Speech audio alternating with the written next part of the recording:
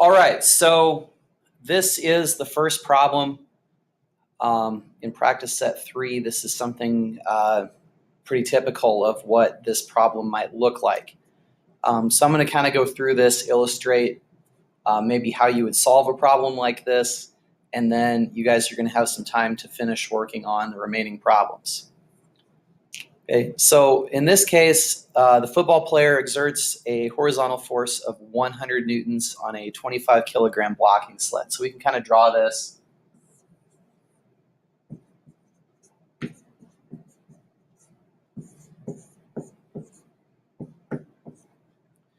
Right, as he's here pushing on the sled.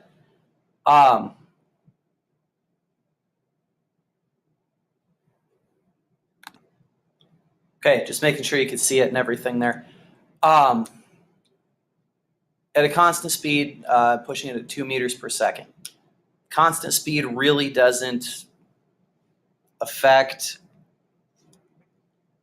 our result here because we're just interested in the forces, not really how fast it's going. Okay, so we think about what forces are acting on our sled. Right, so we know one of the forces that's basically there in every case is the gravitational force. Now, the difference between what we've done before and what we're doing here is we actually want a number for that force. So we find that by taking the mass multiplied by the gravitational constant, which in this case is 10. So that's 25 kilograms times g, which is 10. So the gravitational force here is 250 newtons.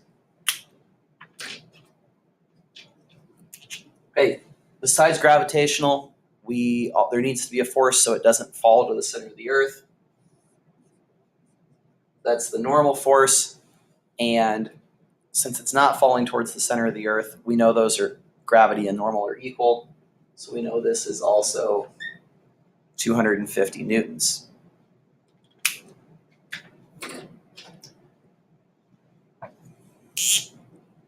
Okay. We know that the player is pushing right here with a force of 100 newtons, and we know it's at a constant speed, and constant speed means all the forces are balanced out. So it's going to be pretty easy to figure out the force of friction. It's going to have to balance that normal force, and it's going to be 100 newtons. Okay, so that's part A. The remaining part is going to be drawing graphs and diagrams. You might draw a velocity time or a position time graph, and those are all things that we've done before, so I'm going to leave that for you to do.